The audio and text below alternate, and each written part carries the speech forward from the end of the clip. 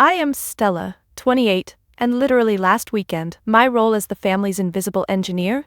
Yeah, it totally backfired. The wedding I'd poured my heart into planning, the one day I thought would finally make them see me, it blew up into a gut-wrenching betrayal at the church altar.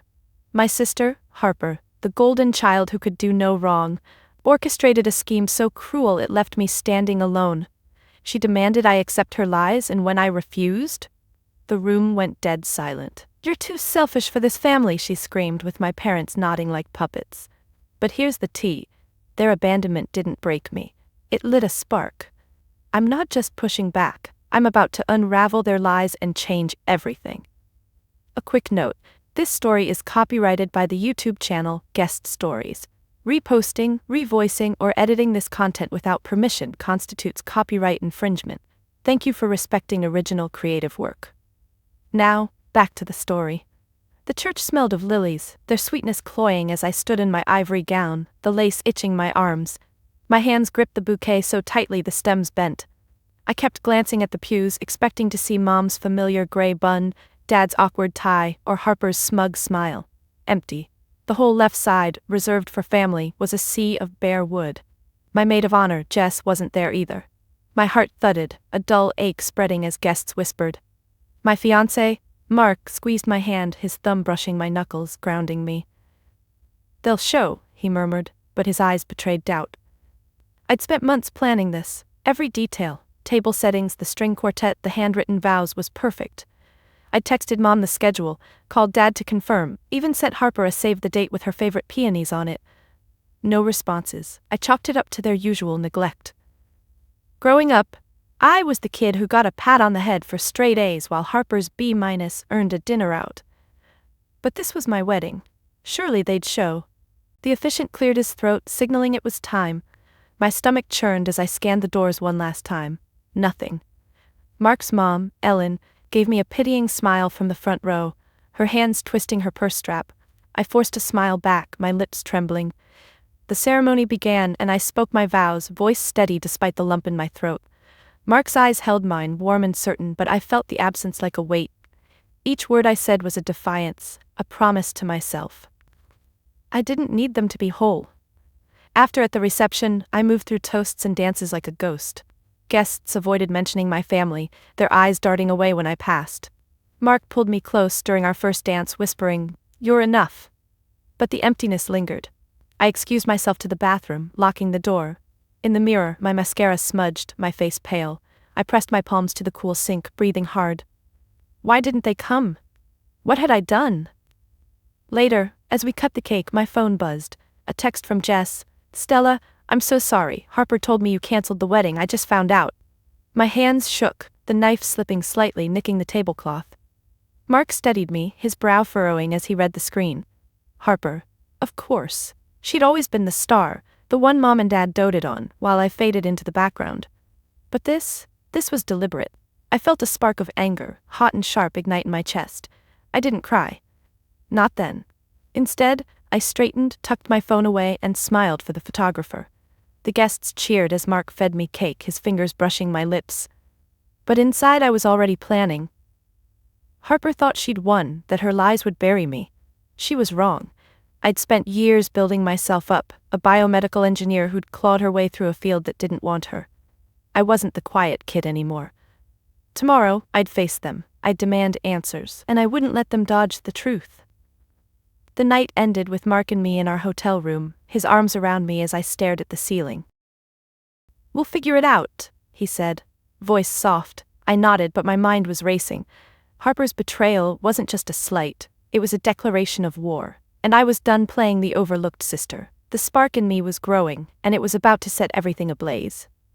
As Mark's breathing evened out beside me, sleep pulling him under, I lay there wide awake, the hotel sheets tangled around my legs. My mind wouldn't quiet, replaying Jess's text like a loop. Harper had lied to her, said the wedding was canceled. What else had she done?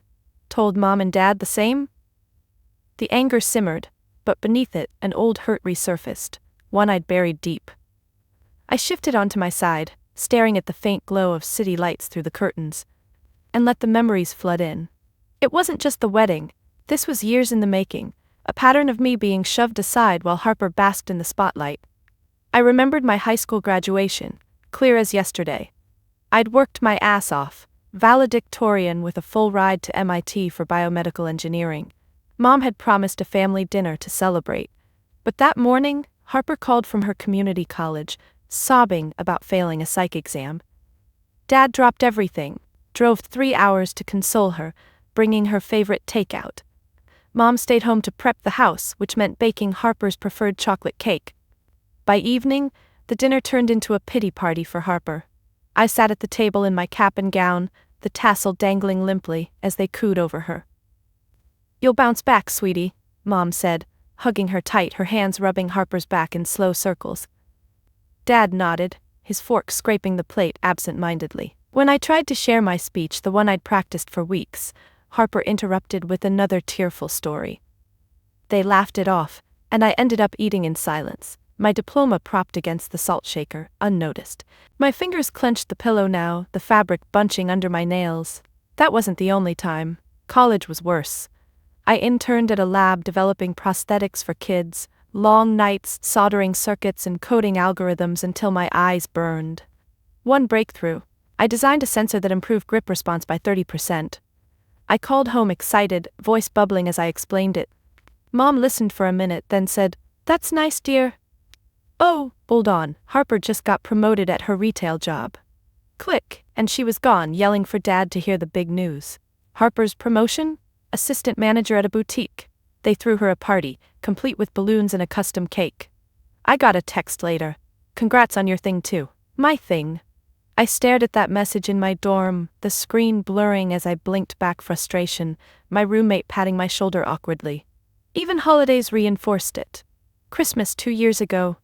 I flew home with prototypes of a wearable device I'd patented, something that could monitor heart rhythms for early detection. I set it up on the coffee table, eager to demo.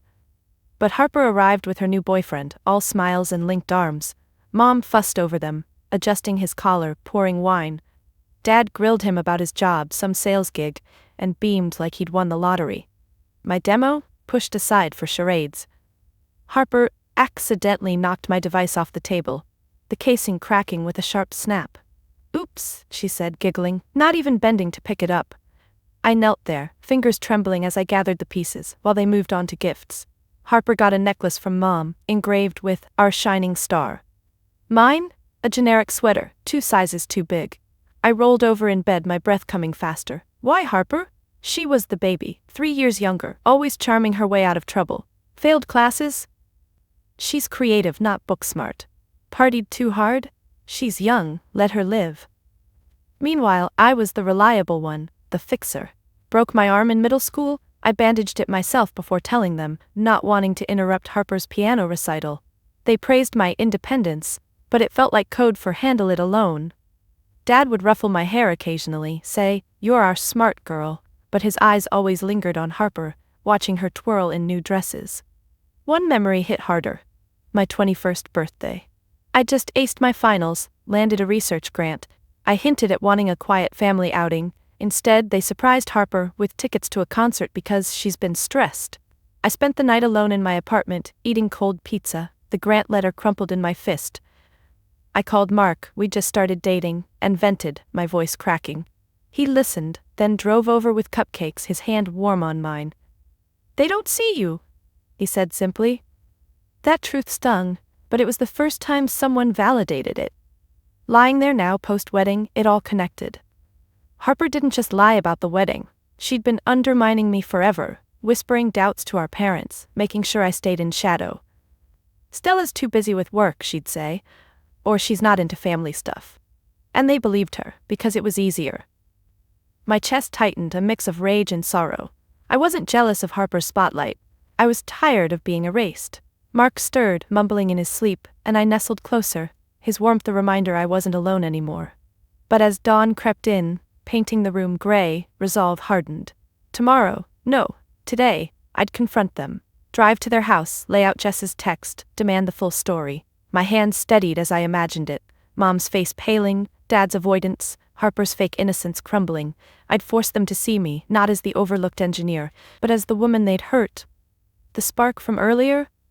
It was aflame now, ready to burn away the lies, RPer than intended. I poured the coffee, the steam rising hot against my face, and leaned on the counter, gripping the mug until my knuckles whitened. Jess hesitated, then sighed. Harper called me a week ago, said you'd had a huge fight with Mark, that the wedding was off. She sounded so convincing, crying even, saying you didn't want anyone to know yet. She begged me not to contact you, that you'd reach out when ready. I believed her. I'm so sorry.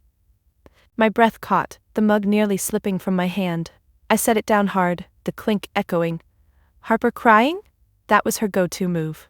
The one that always worked on everyone. What else? I pressed, my voice low, pacing again, the carpet fibers rough under my toes. She mentioned your parents were devastated, that they were staying home to support you privately. It all sounded plausible. Stella, she's your sister. I didn't think she'd lie like that. I stopped pacing, staring out the window at the parking lot below, cars glinting in the sun. Plausible because of our history, because I'd always been the one to step back. Thanks, Jess, I appreciate you telling me. We hung up and I stood there, the coffee forgotten, cooling on the counter. Harper hadn't just lied, she'd scripted a whole drama. Mark emerged from the bedroom, hair tousled, rubbing his eyes. Who was that? He came over, wrapping his arms around me from behind, his chin on my shoulder. I leaned into him briefly, then pulled away, grabbing my phone again. Jess, Harper told her the wedding was cancelled. I showed him the text, his eyes narrowing as he read. I'm calling Harper. Now? He glanced at the clock, barely 8 a.m., but nodded, squeezing my hand. Okay, I'm here. I dialed, heart pounding as it rang. Once, twice. Voicemail. Her chipper voice. Hey, it's Harper. Leave a message. I hung up, fingers trembling, and tried Mom instead. Same thing. Dad's went straight to voicemail. They were avoiding me. Fine, I'd go to them. We dressed quickly, me in jeans and a simple tee, the wedding glow replaced by determination. Mark drove, his hand on my knee at stoplights, a silent anchor. The drive to my parents' house was 45 minutes, suburbs blurring past. I stared out the window, piecing it together. Harper's jealousy wasn't new. Last year, when I got promoted, she forgot to congratulate me, instead posting about her own big win, a free coffee from work. But this? Sabotaging my wedding? As we pulled into the driveway, the familiar red brick house looked smaller, the garden Mom tended, wilted in the heat. I got out, slamming the car door harder than needed, the sound sharp. Mark followed, his presence solid. I knocked, then rang the bell, my finger pressing firm. Footsteps inside, then the door cracked open. Mom in her robe, eyes widening. Stella? What are you? Where were you? I cut in, pushing the door wider, stepping inside. The foyer smelled of her lavender candles, cloying. Dad appeared from the kitchen, newspaper in hand, folding it slowly, avoiding my gaze. Honey, Harper said. Mom started, her hands fluttering to her throat, twisting the collar of her robe. Harper said what? I demanded, voice rising. Mark touched my arm lightly, a reminder to breathe. Dad cleared his throat, setting the paper down with a rustle. She told us you eloped, that you didn't want a big thing anymore, just you and Mark. We were hurt, but we respected it. Eloped? My jaw dropped, a laugh bubbling up, bitter. Eloped? Mom, I sent you invitations, called you, and you believed her without checking? Harper sauntered in then, from the hallway, yoga pants and ponytail like she'd just woken up. Her eyes flicked to me, then away, arms crossing. Stella, calm down, I was protecting you. Protecting me? I stepped closer, my fists clenching at my sides. Mark stayed back, watching.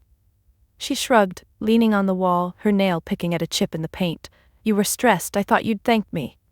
For lying? For making sure no one came?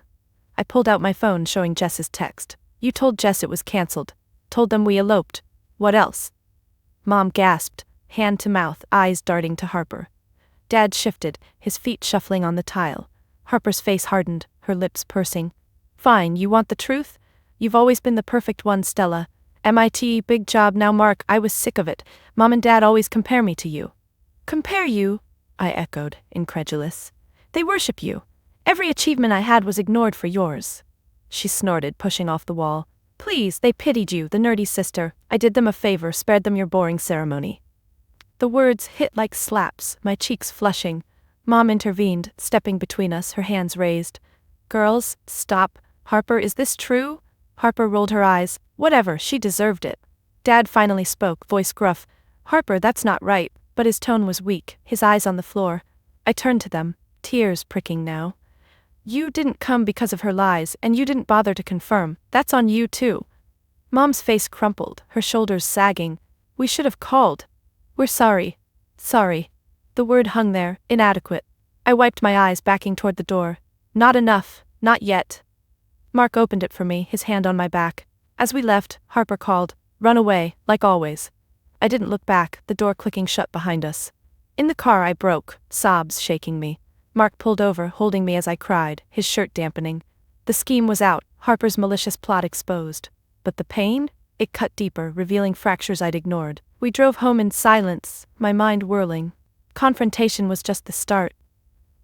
Back at our apartment, the door clicked shut behind us, and I collapsed onto the couch, my legs giving way like they'd carried too much for too long.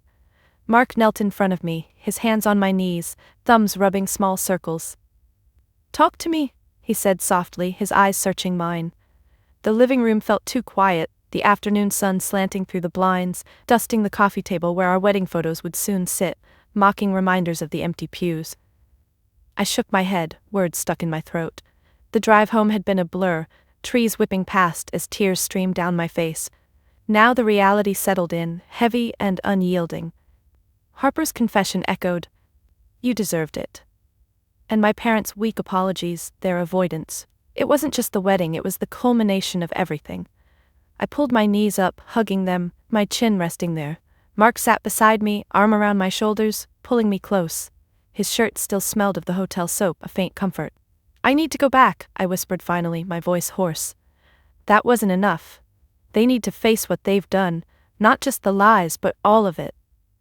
Mark nodded, his fingers threading through my hair. "Tomorrow? Give yourself time." "No, today while it's raw." I straightened, wiping my face with the back of my hand. Standing, I paced the room, my socks sliding on the hardwood.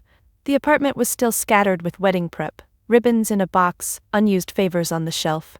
Each item twisted the knife. I stopped at the window, staring at the street below, people going about their lives, oblivious. My mind raced, piecing together what I'd say. Not just accuse, but make them see. Mom's fluttering hands, Dad's shuffled feet, they knew deep down. Favoritism wasn't accidental, it was a choice repeated daily. I imagined Mom's face crumpling further, her excuses faltering. "We didn't mean to," she'd say, but I'd push. "Then why did you?" Dad might grumble, retreat to his newspaper, but I'd follow, demand he look at me. I turned to Mark. "What if they don't listen? What if Harper twists it again?" He stood, coming over, his hands on my arms. "They will, because you'll make them, and I'm with you." His certainty steadied me. I nodded, grabbing my phone from the couch. No messages. They hadn't even checked in. That fueled me. I texted Mom, "Coming back. We need to talk. All of us." Sent. My thumb hovered, then I set it down, heart pounding. While waiting for a reply, I brewed tea, the kettle whistling shrill. Mark chopped veggies for a quick lunch, his knife rhythmic on the board. We ate in silence, but it was supportive, not strained. I picked at my salad, fork clinking against the bowl. Each bite was mechanical, my thoughts elsewhere. What evidence did I have beyond Jess's text? Memories, sure, but I needed something tangible for the deeper rot. I pulled out my laptop, opening old emails, photos. There, Harper's birthday last year, parents' gushing post on Facebook, balloons, cake, our pride and joy. My promotion announcement, a like, no comment. I screenshotted it, my mouse clicking sharply. Another. Texts where I invited them to my thesis defense, their reply, "Harper has a job interview that day. Rain check?" I saved them all, a digital dossier of neglect. Mark watched over my shoulder. "Smart, hit them with facts." "Yeah." My voice strengthened, the phone buzzed. "Mom? Okay, we're here." No apology, no warmth, fine. I showered, hot water pounding my back, steam fogging the mirror. As I lathered shampoo, I rehearsed lines in my head. "You've always chosen her. Why?" Suds rinsed away, but the tension lingered in my shoulders. Drying off, I chose clothes deliberately, jeans, a blouse that made me feel professional, like the engineer I was. No more vulnerable bride. Mark drove again, traffic thicker now, horns blaring occasionally. I stared at my notes on my phone, bullet points of hurts. My leg bounced, knee jiggling. "What if I cry?" I asked suddenly. "Then you cry, it's real." He squeezed my hand at a red light, his palm warm. The house loomed again, same wilted garden. I knocked firmly, no hesitation. Dad opened the door, his face lined, stepping aside without a word. Inside, Mom sat at the kitchen table, hands folded, a pot of coffee brewing. Harper lounged on the couch, scrolling her phone, not looking up. "Sit," Mom said, gesturing to chairs. Her voice trembled slightly. I remained standing, Mark beside me. "No, this isn't casual. You skipped my wedding because of her lies." I pointed at Harper, who smirked faintly. "We said sorry," Dad muttered, pouring coffee, his hand shaking, spilling a drop. "Sorry for what? The absence or the years leading to it?" I pulled up the screenshots on my phone, holding it out.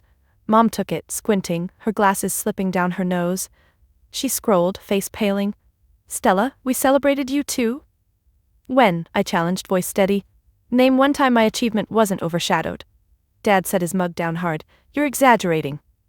"Am I?" I listed them. The graduation, the promotion, holidays. Each one, their eyes dropped lower. Harper snorted. "Boo-hoo, life's not fair." "Enough," Mom snapped at her, surprising us. Harper's mouth shut, eyes wide. Mom handed the phone back, tears welling. I guess we did favor her. She needed more attention. You were so independent." "Independent because I had to be," I shot back, fists clenching. "You made me that way." Dad rubbed his face, sighing. "We messed up. What do you want?" "The truth, and change." I sat, finally, the chair scraping. Therapy, boundaries, no more lies. Harper stood, arms crossed. "I'm out." She grabbed her keys, door slamming behind her. Mom reached for my hand, but I pulled back. "Not yet, earn it." We talked for hours, voices rising and falling. Dad admitted jealousy of my success, Mom her guilt.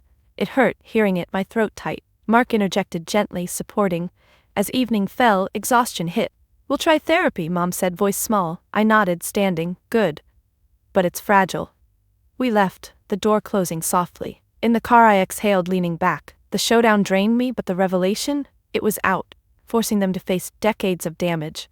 Reconciliation hovered, distant but possible. The drive home from my parents' house felt longer this time, the streetlights flickering on as dusk settled, casting long shadows across the dashboard. Mark kept glancing at me, his grip on the wheel tight, knuckles pale. I stared out the window, the agreement to therapy echoing in my head like a hollow promise. "We'll try," Mom had said, her voice cracking, but Harper's slammed door lingered louder. Reconciliation? It felt like a band-aid on a gaping wound. My phone stayed silent in my lap. No follow-up texts, no immediate remorse. By the time we got home, exhaustion pulled at me, but sleep was fitful, dreams fragmented with empty church pews and Harper's smirk. The next morning, I woke to the buzz of my phone on the nightstand, vibrating insistently. Mark was already up, the smell of coffee wafting from the kitchen. I grabbed it, squinting at the screen. "Mom?" My thumb hovered over decline, but I answered, sitting up. The sheets pooling around my waist. "Hello? Stella, honey?" Her voice was tentative, like she was testing the waters, a slight quiver underneath. I could picture her in the kitchen, twisting the phone cord. They still had a landline. Her free hand fidgeting with a dish towel, folding and unfolding it on the counter. "What is it, Mom?" I kept my tone neutral, swinging my legs over the bed's edge, toes curling into the rug. She sighed, long and drawn out, the sound crackling through the speaker. "I couldn't sleep last night, thinking about everything. We need to talk more. But I want you to know, it wasn't all our fault." I froze, my hand tightening on the phone, the plastic creaking slightly. "Already? Not even 24 hours, and the deflection started." "What do you mean?" "Well," she began, her words rushing now, like she'd rehearsed them. "Harper's always been sensitive. You know that. And you're so strong, always have been. We didn't think you'd mind as much. The wedding, Harper said you were okay with a small thing, that Mark's family was enough. We believed her because, well, you've never been one for drama. Never been one for drama." The words stung, my chest tightening. I stood, pacing to the window, pulling the curtain aside with my free hand. The neighbor's dog barked outside, a normal sound that felt jarring. "Mom, she lied. To all of you. And you didn't check. That's not on my strength. That's on you choosing to believe her." She paused, and I heard the clink of a mug, probably setting down her coffee, her nail tapping the handle nervously. "But Stella, remember when you were kids? You always let her have the bigger slice of cake, the front seat. We thought that's just how you were. Generous. Harper needed the extra love, she struggled more. School was hard for her, friends came and went. You had your books, your projects. We didn't neglect you, we just balanced it." Balanced. My laugh came out sharp, bitter, echoing in the quiet room. I pressed my forehead to the cool glass, watching a car pull out of a driveway across the street. Balanced? Mom, you skipped my wedding, because of her lies. And now you're saying it's because I was too independent? No, she backtracked, voice rising a pitch, flustered. I'm saying we made mistakes, but it's not like we hated you. Harper exaggerated, yes, but maybe she was hurt too. You got the fancy degree, the good job, she feels left behind. Perhaps if you'd included her more in the planning, included her more? My free hand clenched into a fist, nails digging into my palm, the pain grounding me. I turned from the window, pacing again, the floorboards creaking under my steps. Mark appeared in the doorway, brow furrowed, mouthing, "You okay?" I nodded, but my frustration built, a heat rising in my cheeks. Mom, stop. This isn't about Harper feeling left behind. She schemed to make sure you didn't come. Told Jess it was cancelled, told you we eloped. That's malicious, and you're deflecting to my fancy degree? That's the problem, you always twist it to protect her. I heard her sniffle, the sound muffled, like she was covering the receiver briefly. I'm not deflecting, I'm trying to explain. Your father and I, we're older now, we get confused sometimes. Harper helps around the house, she's here more. You live your life, which is great, but maybe you could call more often. We might have questioned her if we felt closer. Closer. The word twisted the knife. My breath came shorter and I sank onto the bed, the mattress dipping. Mark sat beside me, his hand on my back, rubbing slow circles. Mom, I called, I invited, you chose not to come, not to verify, don't put that on me. She went quiet then. Stella, please, don't be angry, we love you both equally, it's just different love. Can we not make this bigger? Therapy sounds good, but let's not drag up every little thing. Every little thing. My vision blurred with hot tears, one slipping down my cheek. I wiped it away roughly, my sleeve scratching my skin. The frustration peaked, a wave crashing. How could she downplay decades like that? Excuses layered on deflections, protecting the status quo. Mom, it is big, it's my whole life, I have to go. I hung up before she could respond, the phone dropping to the bed with a soft thud. My hands shook, adrenaline surging. Mark pulled me into a hug, his arms strong, chin on my head. She made excuses, I murmured into his shirt, the fabric muffling my words. I heard. He kissed my temple, his lips warm. It's their way of coping, but you don't have to accept it. I pulled back, nodding, but the call left me raw, frustration coiling tighter. They weren't ready to own it fully, instead, deflections like shields. Harper's sensitivity, my independence, anything but admitting the favoritism's depth. It heightened everything, making the path to reconciliation feel steeper. Later, as I sipped coffee, Mark brought, my phone buzzed again. Dad this time. I let it go to voicemail, not ready for more. His message, Stella, your mom said you talked. Let's not overreact, come over soon. Overreact. Another deflection. I deleted it, my finger pressing hard on the screen. The day dragged, each hour amplifying my irritation. I tried working on a project, sketching a new biomedical device, but my pencil snapped, the lead skittering across the paper. By evening, another text from Mom. Thinking of you. Harper says hi. Hi? Like nothing happened. I didn't reply, setting the phone face down, the silence deliberate. That night, lying awake, Mark's steady breathing beside me, I replayed the call. Excuses weren't apologies, they were barriers. My frustration simmered, but it fueled resolve. Therapy was coming, and I'd push through the denials. No more gliding over the hurt, they'd have to face it, or lose me for good. The next day dawned gray and overcast, matching the heaviness in my chest as I stirred my coffee at the kitchen table, the spoon clinking rhythmically against the mug. Mark was at work, leaving the apartment quiet except for the distant hum of traffic outside. I'd called out from my lab, citing a family emergency, which wasn't a lie. My laptop sat open in front of me, the screenshots from yesterday glowing on the screen, old texts, Facebook posts, emails where my invitations went unanswered or dismissed. Evidence. Cold hard proof of the pattern. Mom's call yesterday had been a gauntlet of excuses, but today I'd make them confront it head on. No more phone tag. I texted the group chat, me, Mom, Dad, Harper, family meeting at your house, 2 p.m., no excuses. Sent. My finger lingered on the screen, watching the delivered notifications pop up one by one. No immediate replies, but that was fine. They'd show, or I'd know where we stood. I spent the morning organizing my thoughts, jotting notes on a legal pad, my pen scratching furiously, bullet points of specific incidents, dates, words said. Not to attack, but to illustrate. My hand cramped, but I kept going, flipping pages. Around noon, I ate a sandwich standing up, nut crumbs falling to the counter as I chewed mechanically, barely tasting it. Nerves twisted my stomach. What if they denied it all again? What if Harper spun more lies? I wiped my hands on a napkin, crumpling it tight in my fist, then tossed it away. No. I had facts. And Mark would meet me there after his shift, backup in case it got ugly.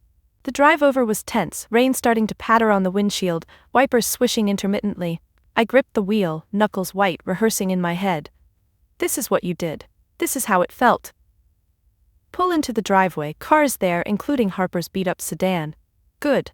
I grabbed my folder of printouts, screenshots made physical, undeniable, and headed to the door, umbrella forgotten in the car. Rain dotted my shoulders as I knocked, sharp and insistent. Dad opened it, his face drawn, stepping aside with a mumbled, "Come in."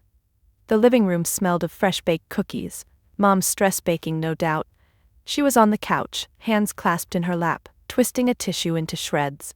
Harper slouched in the armchair, legs crossed, scrolling her phone like this was a casual visit.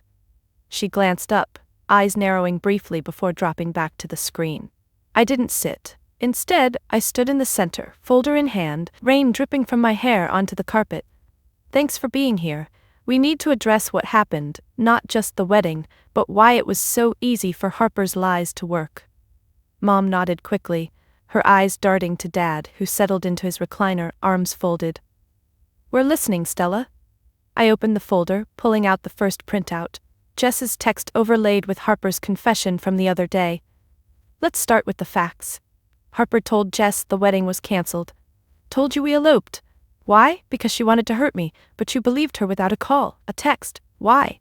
Harper snorted, setting her phone down with a clack on the side table. Here we go. Drama queen hour. Harper, Dad warned, his voice low, but he didn't meet my eyes. I ignored her, handing the paper to Mom. She took it, her fingers trembling, reading silently. We trusted her, Mom whispered, passing it to Dad. Trusted her over me, I corrected, voice steady despite the pulse hammering in my throat. Next printout, my high school graduation invite, their response about Harper's exam. Remember this? I was valedictorian. You drove to her instead. Dad scanned it, his brow furrowing, then set it aside, rubbing his knee like it ached. That was ages ago. We were there for the ceremony. No, you weren't. You left early for her. I pulled another, college breakthrough email, their curt reply shifting to Harper's promotion. My patent, ignored for her retail job. Mom's face flushed, her tissue now in tatters on her lap. Stella, we were proud. Harper needed us more that day. Every day, I pressed, stacking more papers on the coffee table. Holidays, birthdays, all documented. The pile grew, a tangible weight. Harper leaned forward, snatching one, crumpling it slightly before tossing it back. This is bullshit, she spat, standing now, hands on hips. You're cherry-picking. Mom, Dad, she's always been jealous. I didn't force you to skip her stuff. I just suggested. Suggested? I echoed, turning to her, my fists clenching the folder. You lied systematically. To Jess, to them. Admit it. She hesitated, eyes flicking to her parents, then shrugged, her shoulders jerking sharply. Fine. I lied about the wedding. Happy? You were always the star. Smart, successful. I wanted one day where you felt what I feel every day. What you feel, Mom interjected, voice rising, her hands stopping their fidgeting. She stood too, facing Harper. What are you talking about? Harper's face twisted, lips pursing. You compare me to her constantly? Why can't you be more like Stella? I had to fight for attention. So yeah, I made sure you didn't go, to show her she's not perfect. The room went still, rain drumming harder on the windows. Dad's face paled, his arms unfolding slowly. Harper, you did this on purpose? She nodded defiantly, but her voice cracked. Yes. And you'd have believed anything to avoid her big day. Admit it, you favor me because I'm the screw-up. Stella's fine without you. Mom gasped, hand to her chest, sinking back onto the couch. We don't favor, oh God. Tears spilled, her shoulders shaking. I watched, the evidence scattered as the betrayal crystallized. It's out, I said quietly. Your lies, Harper, their blindness. Dad stood, pacing to the window, his back to us, shoulders hunched. We did favor her. God, Stella, we did. We thought you didn't need us as much, but this… Harper, how could you? Harper deflated, sitting back down, her hands covering her face briefly. I don't know. I was angry. The admissions hung heavy, raw and painful. Mom reached for me, but I stepped back, folder clutched tight.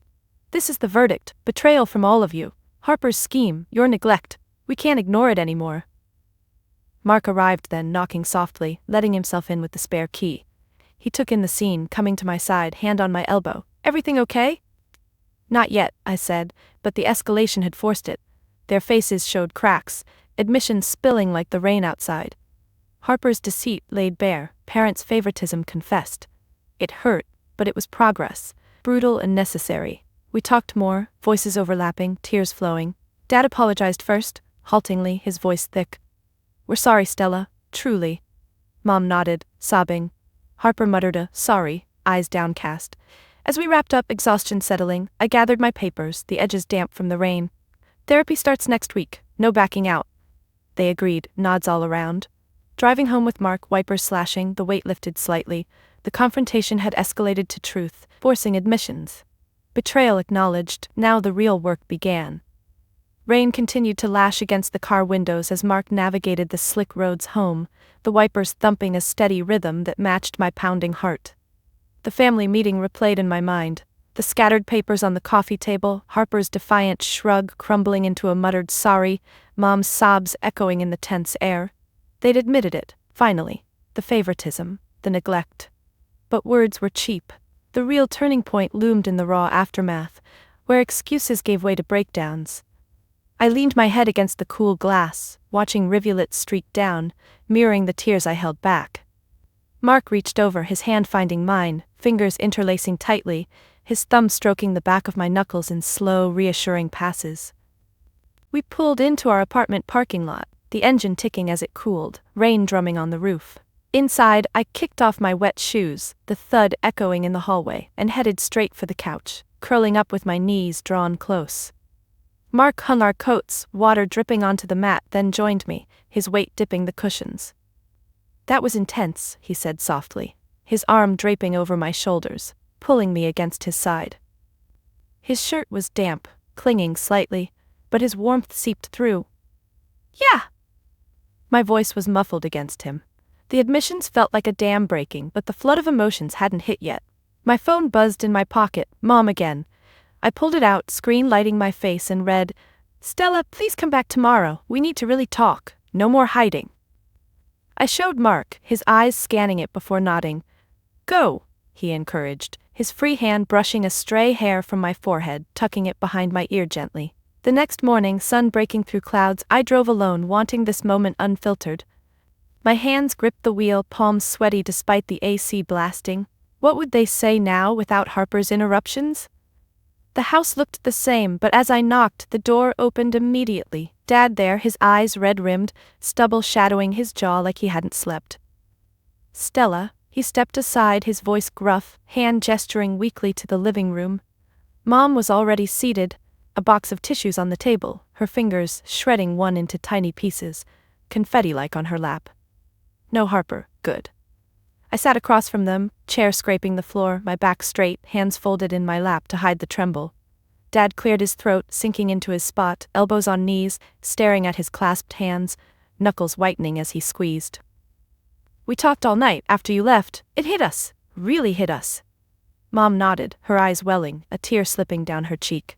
She dabbed it with the tissue remnant, the paper crumbling further. We acknowledged it to each other.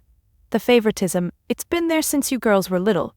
Harper was our surprise baby after we thought we couldn't have more. She was fragile, colicky, always needing. You were easy. Slept through the night at 2 months, potty trained yourself. We leaned on that. Easy. The word pierced, my throat tightening. I shifted, crossing my ankles, the fabric of my jeans rustling. So you rewarded her for needing more? Punished me for not? Dad winced, his shoulders hunching, head bowing lower. Not punished, just overlooked. We saw your strength as a gift, but we abused it. Remember your science fair in 5th grade? You built that volcano, won first place. We praised you quick, then rushed to Harper's dance recital. She tripped on stage, cried all night. We comforted her, forgot to hang your ribbon. I nodded slowly, the memory surfacing, me taping the blue ribbon to my bedroom door myself. The adhesive peeling over time. Forgot a lot of things. Mom's breath hitched, more tears flowing, her hand pressing to her mouth, muffling a sob. We did. Your college graduation. We said we were proud, but we didn't go because Harper had that breakup. Stayed home holding her while she wailed. You walked that stage alone. God, Stella, how did we do that? Her voice broke, shoulders shaking as she bent forward, elbows on thighs, face in hands. Sobs racked her, raw and guttural, the sound filling the room like a storm. Dad reached over, his hand on her back, rubbing in jerky circles, but his own eyes glistened, a tear tracking down his weathered cheek. He swiped it away roughly, his Adam's apple bobbing as he swallowed hard. It wasn't just events, he continued, voice thick, cracking on the edges. It was daily. I'd ask about Harper's day first, always. Your report cards, straight A's, we'd say good job, but for her C's, we'd tutor her, celebrate improvements. We thought we were fair, balancing, but we weren't. We favored her because she demanded it, and you didn't fight back. I watched them unravel, my own eyes stinging, a lump forming. Mom lifted her head, face blotchy, mascara smudged in dark streaks. We created this divide, Harper's scheme. It thrived because we were blind. We let her manipulate because admitting favoritism meant admitting we failed you both. Failed. The word hung, heavy. Dad stood abruptly, pacing to the window, his steps heavy, hands raking through his thinning hair, tugging strands. I remember your first job offer, biomedical engineer at that big firm. I said, that's nice, then talked about Harper's new apartment, didn't even ask details. What kind of father does that? His voice rose, breaking, and he turned, fists clenching at his sides, veins bulging in his neck. We neglected you for decades, pushed you aside. And you still tried, invites, calls, we don't deserve you. He sank back down, burying his face in his hands, shoulders heaving with silent sobs, the strongest man I knew reduced to tremors. Mom crawled over, kneeling beside him, her arms wrapping around, rocking gently, her own cries mingling with his. We're so sorry, Stella.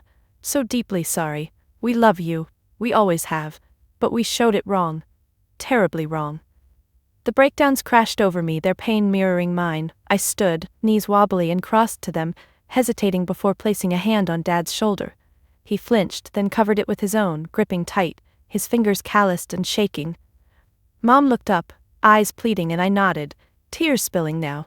I hear you, it hurts, but acknowledging it is the start. We sat like that, a tangled heap on the floor, sobs subsiding into sniffles, tissues passed around, wadded and discarded. Dad's grip loosened, but didn't release. His thumb pressing into my palm like anchoring. Mom wiped her face, exhaling shakily. Therapy. We'll go. Whatever it takes. As the sun shifted, casting longer shadows, the rawness eased into a fragile calm. Their breakdowns had stripped away denials, exposing the core. Decades of favoritism acknowledged, not excused. It didn't heal everything, but it turned the tide, making reconciliation feel real, possible. Leaving, hugs lingered, Mom's arms tight, Dad's pat on the back firmer. In the car, I breathed deep, the weight lighter. The turning point had come, emotional wreckage paving the way forward. The sun dipped lower as I stepped out of my parents' house, the front door clicking shut behind me with a finality that echoed in my chest. Dad's grip on my hand had lingered at goodbye, his calloused fingers squeezing one last time, while Mom's hug was tentative, her arms loose as if afraid I'd pull away.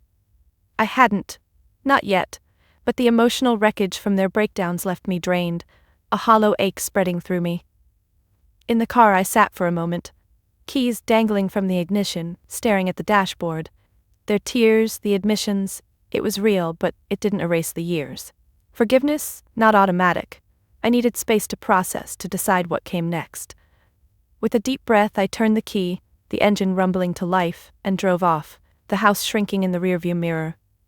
Back home, Mark was waiting, pacing the kitchen with a mug of tea in hand. He set it down as I entered, the ceramic clunking on the counter, and pulled me into an embrace without a word. His chin rested on my head, hands rubbing my back in slow, firm strokes, the rhythm soothing the tension knotted there. I melted against him briefly, inhaling his familiar scent, soap and faint cologne, before stepping back, my hands on his arms. They broke down, admitted everything, the favoritism, the neglect, said they're sorry, want therapy. His eyes searched mine, brow furrowing slightly as he nodded. That's huge. How do you feel? Relieved? Angry still. I sank onto a stool, elbows on the counter, fingers interlacing tightly until my knuckles paled. The day's rawness replayed. Mom's sobs muffling into her hands, Dad's pacing halting as he collapsed back into the chair, his voice cracking on, "We failed you." It was cathartic, seeing them unravel, but it stirred something fiercer in me. A refusal to slip back into old patterns. I can't just forgive and forget, not without proof they mean it. Mark leaned on the counter opposite, his fingers drumming lightly then stilling. Boundaries, we talked about that. Yeah. I stood, grabbing my phone from my bag, the screen lighting up with no new messages. They'd poured it out, but now? Silence. It fueled my resolve. I opened a new text to the family group. Today's talk was a start, but I need time. No contact for 2 weeks, except to confirm therapy appointment. I'll schedule it. If anyone, especially Harper, tries to guilt me or twist this, it's over. My thumb hovered over send, heart pounding, then pressed. The whoosh sound felt like a line drawn. Mark watched, approval in his nod. Strong, necessary. The phone buzzed almost immediately. Mom, understood, we love you. Okay. Nothing. I set it face down, the vibration ceasing, and exhaled, shoulders dropping. Walking away temporarily wasn't rejection, it was self-protection. For years I'd bent, accommodated, swallowed the hurts to keep peace. No more. This boundary was my first real stand, a wall against the toxicity that had festered. That evening, as rain pattered again outside, I researched therapists online, my laptop balanced on my knees on the couch. Mark sat beside, his leg pressed against mine, offering quiet support. I clicked through profiles, reading bios aloud, specializes in family dynamics, favoritism issues, my mouse hovering before bookmarking. Micro decisions. Email this one, note that availability. Each click built my armor, a commitment to change on my terms, but internally doubts crept. What if they bailed on therapy? What if Harper poisoned it? I shifted, tucking my feet under me, the cushion compressing. Mark noticed, pausing the TV show we'd half watched. Second guessing? A bit. My fingers twisted a throw pillow's tassel, winding it tight, then releasing. Refusing to forgive right away feels cold, but rushing back would be worse. I'd resent them more. He took my hand, unlacing my fingers from the tassel. His touch gentle. It's not cold, it's healthy. You've forgiven too easily before, look where it got us. True. Flashbacks flickered, me smiling through ignored achievements, biting my tongue at Harper's barbs. That Stella was gone. This boundary was rejection of the cycle, refusing to be the easy one again. I scheduled the therapist, fingers typing the email swiftly, hitting send with a decisive click. Confirmation came quick. First session in 3 weeks. I forwarded it to the group, adding, "Be there. No excuses." The 2 weeks stretched, a deliberate pause, days blurred at work. Lab benches cluttered with prototypes, my hands soldering wires, the sizzle grounding me. Colleagues asked about the wedding and I deflected with a tight smile. It was intimate, my voice even despite the internal churn. Evenings with Mark, cooking dinner, his knife chopping onions rhythmically while I stirred sauce, steam rising. We talked boundaries over meals, how I'd enforced them, what change looked like. His support was unwavering, a hand squeeze here, a listening ear there. Midway, temptation hit. Mom texted a photo of her garden blooming, thinking of you. Innocent, but a test. My finger itched to reply, but I didn't, pocketing the phone instead, the weight a reminder. Harper tried once, a voicemail, voice saccharine. "Sis, let's talk, I miss you." I deleted it, heart racing but steady. Walking away meant holding firm even when guilt tugged. That old pull to smooth things over. Nights were harder. Lying awake, Mark's breathing even beside me, I'd replay the breakdowns, their faces contorted in regret. Part of me wanted to rush forgiveness, heal the rift. But deeper, a voice insisted, "Wait, change isn't tears, it's action." I rolled over, punching the pillow into shape, the feathers shifting softly, and forced sleep. As the 2 weeks ended, the therapist's reminder email pinged. I confirmed, then texted the group, "Session tomorrow, show up ready to work." Responses trickled, affirmatives from all, even Harper's curt, "Fine." Relief mixed with wariness. They were coming, but would they commit? The day before I journaled, pen scratching paper, listing non-negotiables.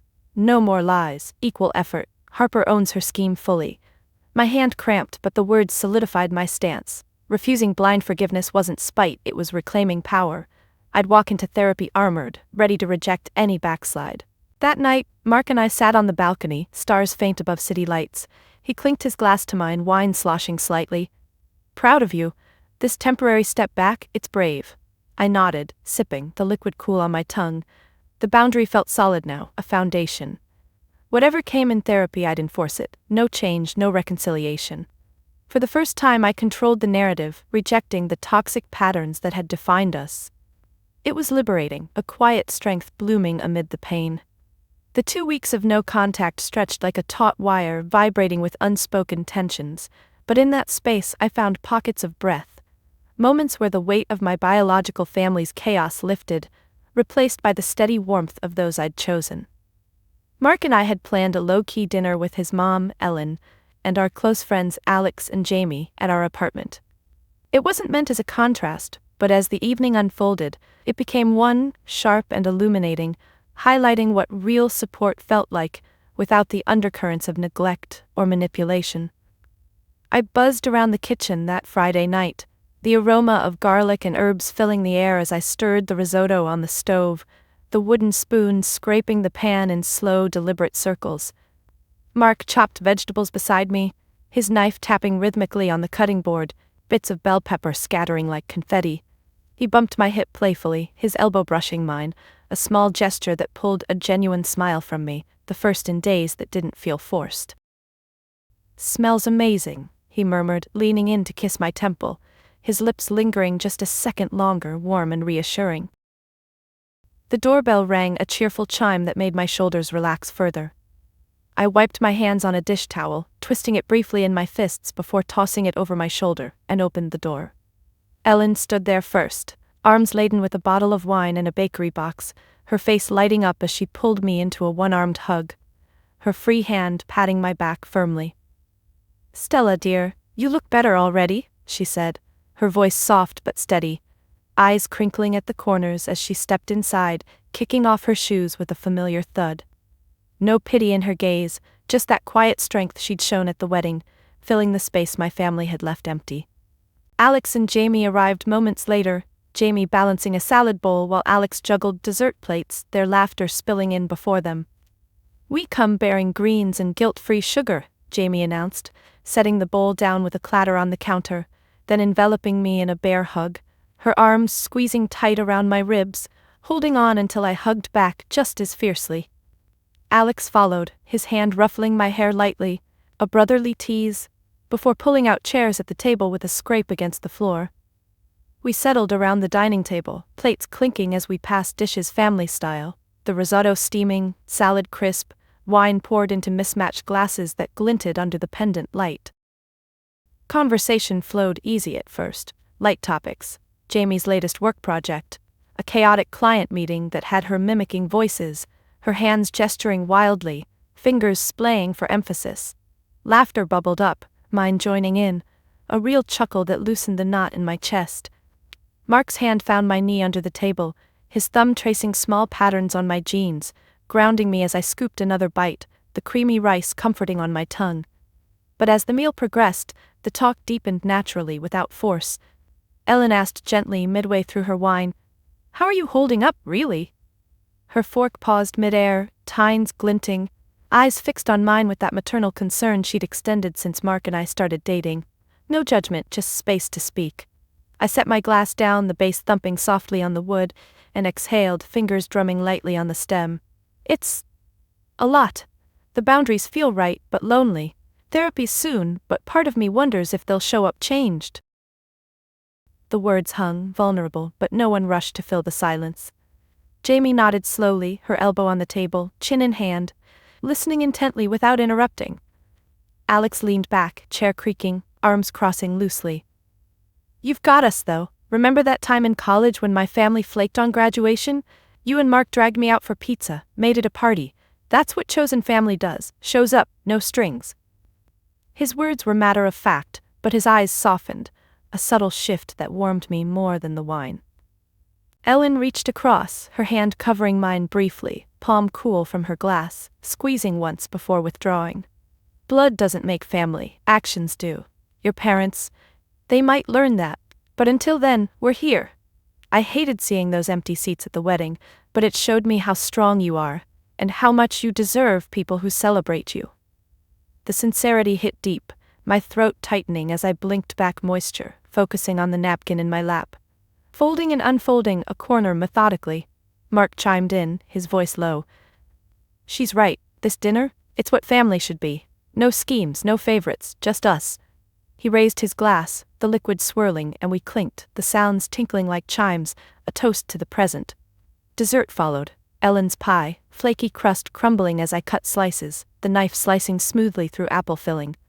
Stories shifted to lighter memories, our group trip last summer, Jamie's epic fail at kayaking, water splashing in her retelling, hands mimicking the paddle flailing.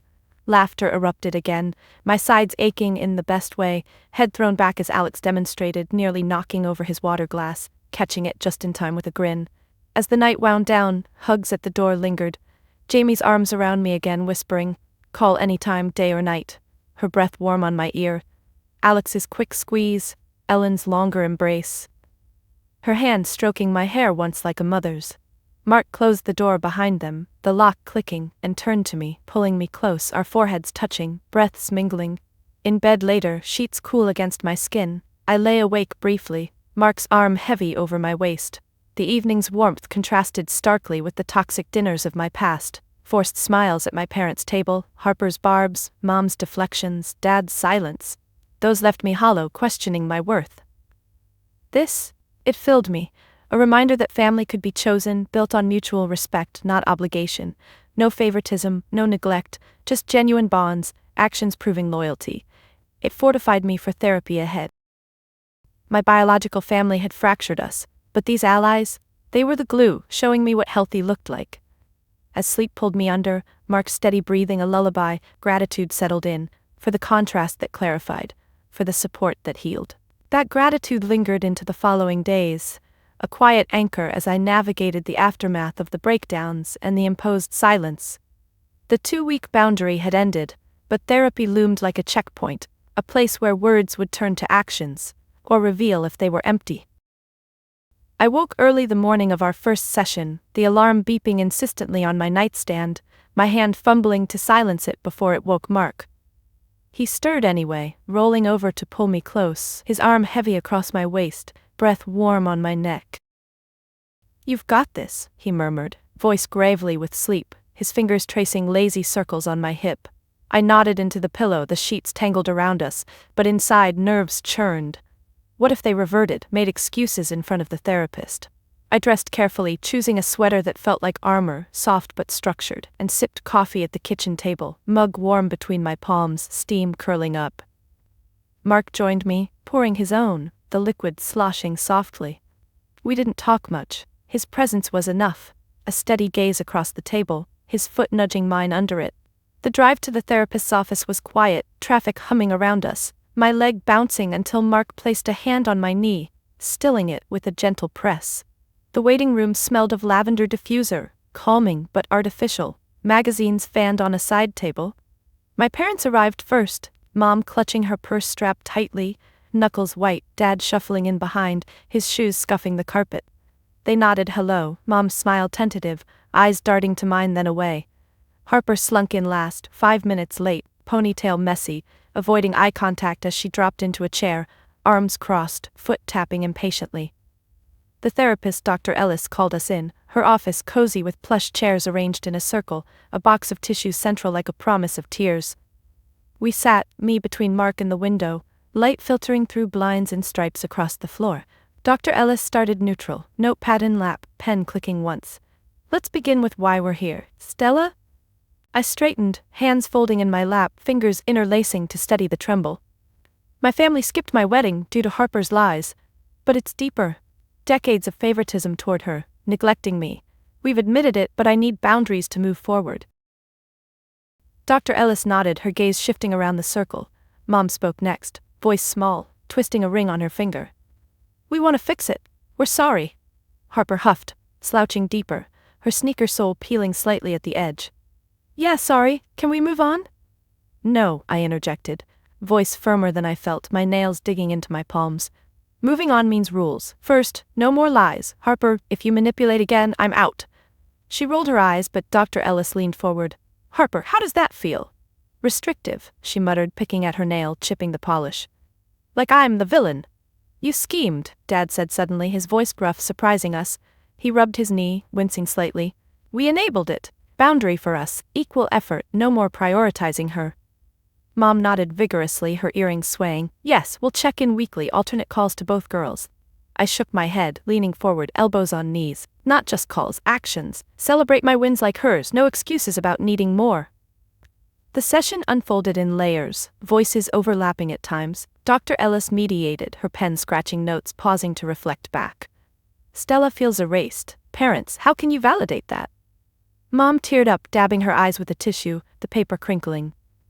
By listening. No defending. Harper shifted uncomfortably, her chair creaking. Fine, boundary, I won't interfere, but you can't shut me out forever. Only if you respect mine, I countered, meeting her gaze, holding it until she looked away, her jaw clenching. We brainstormed more. Therapy homework, journals of past hurts, shared next session. No unscheduled visits, text for permission. If favoritism slips, call it out immediately. Dr. Ellis suggested a safe word, pause, to halt escalating talks. I felt the fortress building, each rule a brick, my voice steady as I laid them. But tension peaked when Harper pushed back. This feels like punishment, what about my boundaries? Name them, Dr. Ellis prompted. Harper hesitated, arms tightening across her chest. Don't compare me to her success, it hurts. Fair, I nodded, the agreement mutual, a small bridge. Dad added, no more enabling from us, we'll therapy individually too. As the hour ended, exhaustion settled, but empowerment hummed beneath. Walking out, Mom touched my arm lightly, hesitating. Dinner soon? On your terms.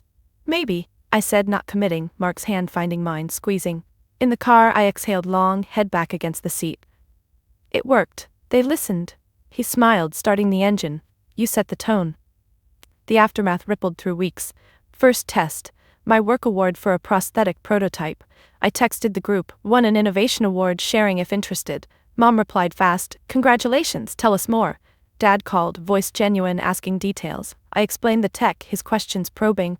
No shift to Harper. She sent a thumbs-up emoji, minimal but no sabotage. Boundaries held firm. When Harper texted privately, miss family time, I replied, after next session. She pushed, come on, it's been weeks. I enforced, no, respect the rule. Silence followed, no drama. Mom slipped once, calling to vent about Harper's job stress. I interrupted.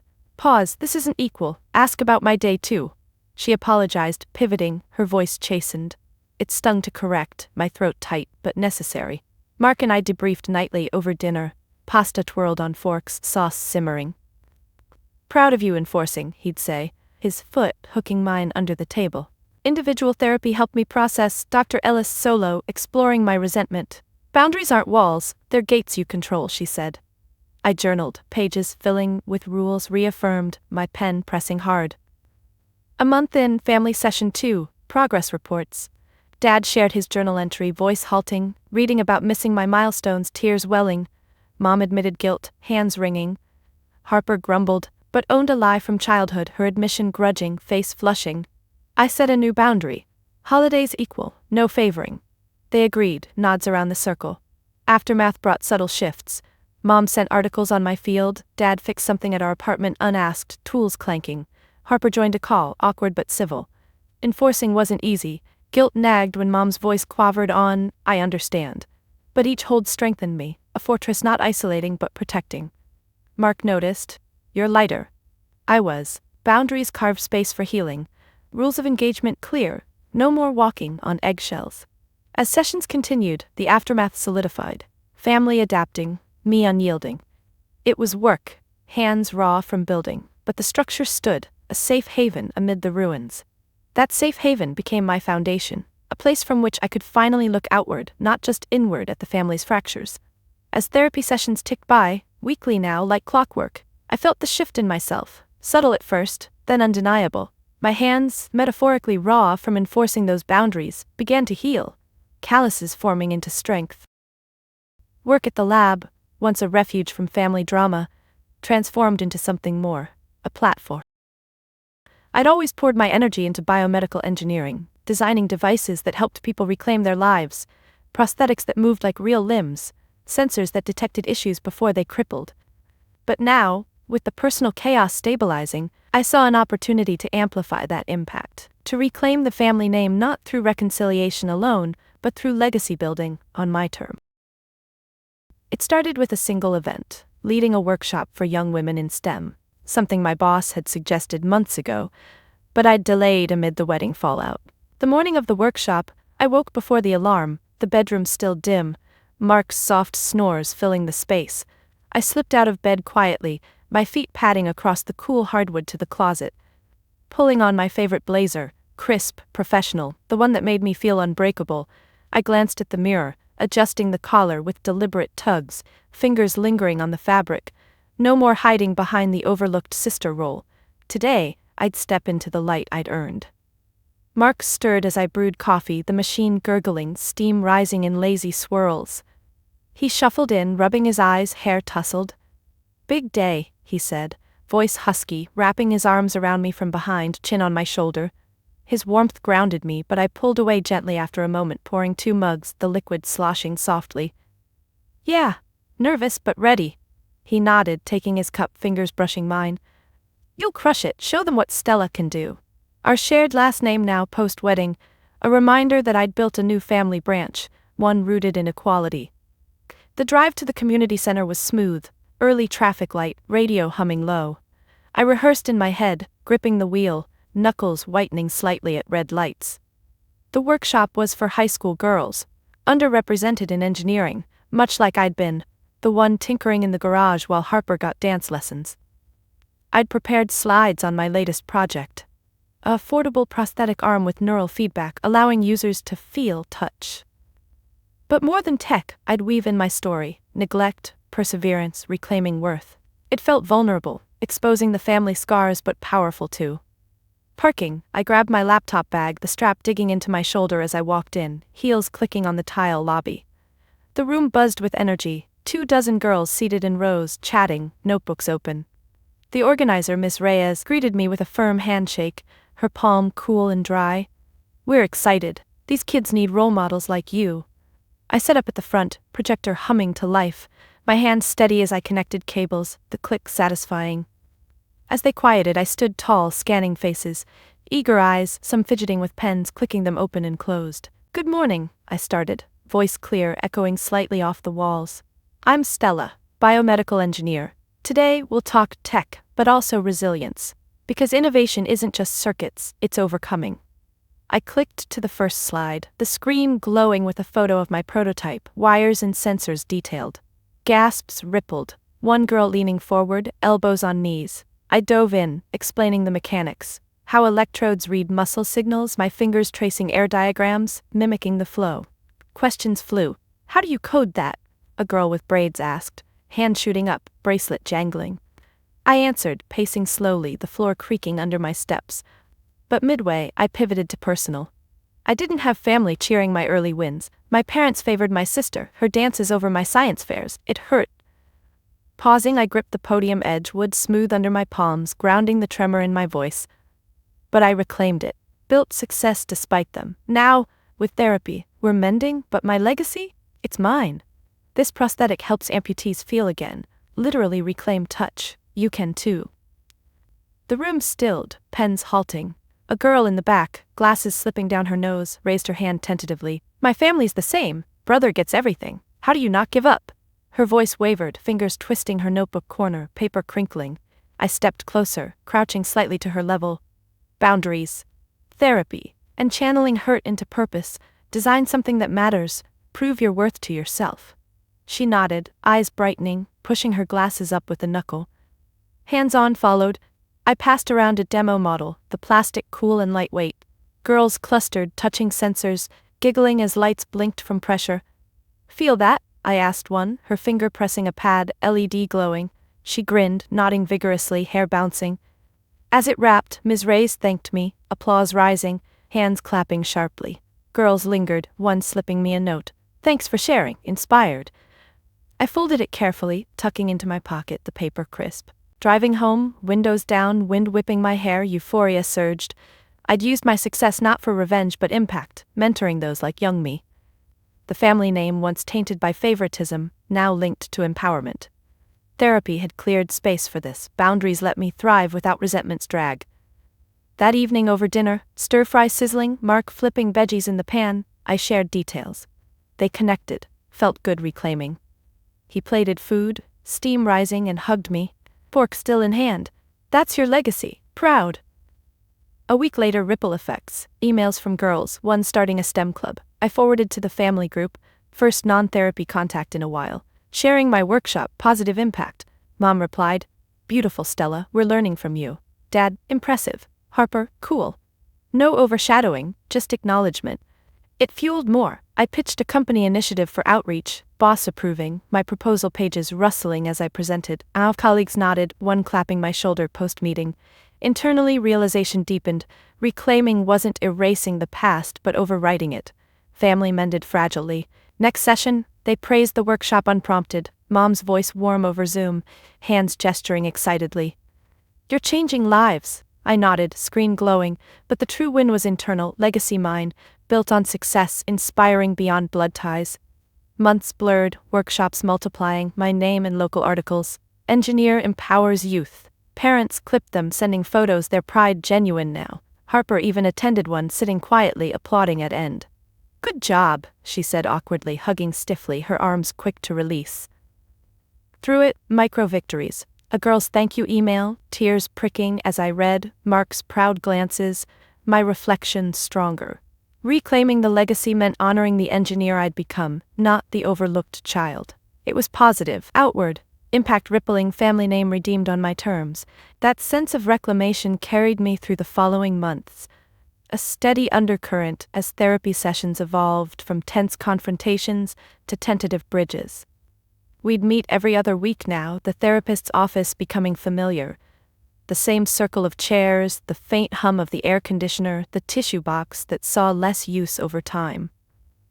In one session, Harper admitted, her voice low and halting, fingers picking at the seam of her jeans until a thread pulled loose. I was jealous. Always have been. You made it look easy, and I didn't. Mom reached over, her hand hovering before resting on Harper's knee, a gentle pat, while Dad nodded slowly, his eyes on the floor, shuffling his feet slightly against the carpet. We fed that, he said gruffly, clearing his throat with a rumble. By not seeing Stella's struggles. I sat there, hands folded in my lap, feeling the weight of their words settle not as burdens, but as acknowledgments, pieces fitting into a puzzle long scattered. Boundaries held, tested but unbroken. Like when Mom called unexpectedly after a rough day at work for Harper, her voice pitching high as she started venting. I interrupted gently but firmly, Mom, pause, let's talk about that in session, or balance it with checking on me too. She hesitated, the line going quiet for a beat, her breath audible, then apologized. You're right. How was your week? It was small, that pivot, but monumental. Her hand no longer automatically reaching for the old patterns, twisting away instead toward equity. Holidays approached, the first real litmus test. Thanksgiving loomed, and I set the rule early in a group text. Equal roles, no overshadowing, I'll host but everyone contributes. Responses came. Mom offering to bake pies, her fingers probably fluttering over the keyboard. Dad volunteering sides. Harper, after a delay, saying she'd bring wine. No pushback, no excuses. The day arrived crisp and golden, leaves crunching under tires as they pulled up. I opened the door, apron tied around my waist, the smell of roasting turkey wafting out. Mom stepped in first, arms full of pie tins, setting them down with a clatter on the counter, then hugging me, tight, lingering, her cheek pressing against mine. Smells wonderful, she whispered, pulling back to look at me, eyes searching as if gauging my mood. Dad followed, clapping Mark on the back with a firm hand, then me, his grip strong but brief, nodding approval at the table set with equal places.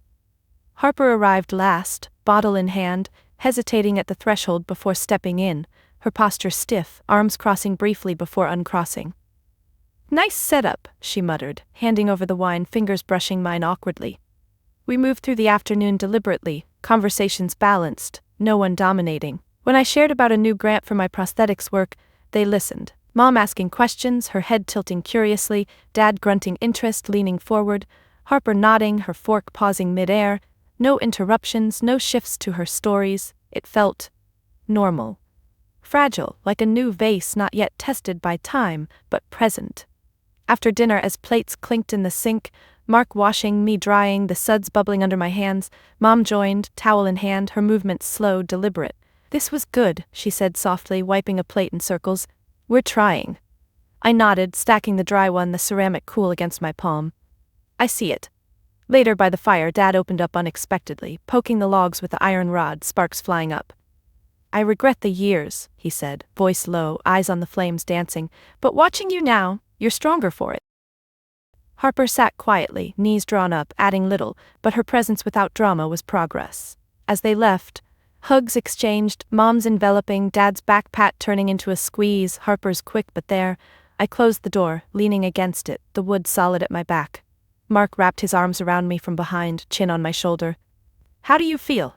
I turned, facing him, my hands on his chest, feeling his heartbeat steady. "Peaceful. Not perfect, but real." That peace deepened in quiet moments. Walking alone one evening, leaves swirling at my feet, wind tugging my scarf, I reflected. Therapy had unraveled the knots, favoritism exposed, boundaries drawn like lines in sand that hardened into stone. Reconciliation wasn't a fairy tale ending, it was messy, ongoing, a commitment renewed each session, each call. Harper and I talked more, short bursts about neutral things, work, weather, her voice less edged, mine less guarded. Parents checked in equally, Mom sending recipes, Dad sharing articles on engineering feats, his texts thumb-typed with care. But the true shift was internal. Lying awake one night, Mark asleep beside me, his arm heavy over my waist, I realized my worth wasn't tied to their validation anymore. I'd sought it for years, chasing echoes of approval in empty pews, ignored achievements. Now it bloomed from within, from the workshops where girls' eyes lit up, from Mark's unwavering support, from my own resilience forged in neglect's fire. I didn't need their favoritism reversed, I needed self-validation, the kind that whispered, "You're enough," in the mirror each morning, as I brushed my teeth, foam at my lips, meeting my own gaze steadily. A final family outing sealed it, a simple park picnic, blankets spread, sandwiches unwrapped with crinkling foil. Laughter came easier, stories shared without competition. Harper complimented my new prototype sketch, her finger tracing the lines on my notebook, genuine curiosity in her tilt. Mom watched us, tears glistening but unshed, her hand squeezing Dad's. As sunset painting the sky orange, I packed up, folding the blanket methodically, corners aligning. Driving home, radio soft, I felt it, true peace. Not absence of pain, but acceptance. The journey had scarred, but healed stronger. My family was fragile, mended with therapy's threads and boundaries glue, but my core, unshakable, validated by me. In the days after, that realization anchored everything. Work flourished, relationships deepened, life flowed without the old weights.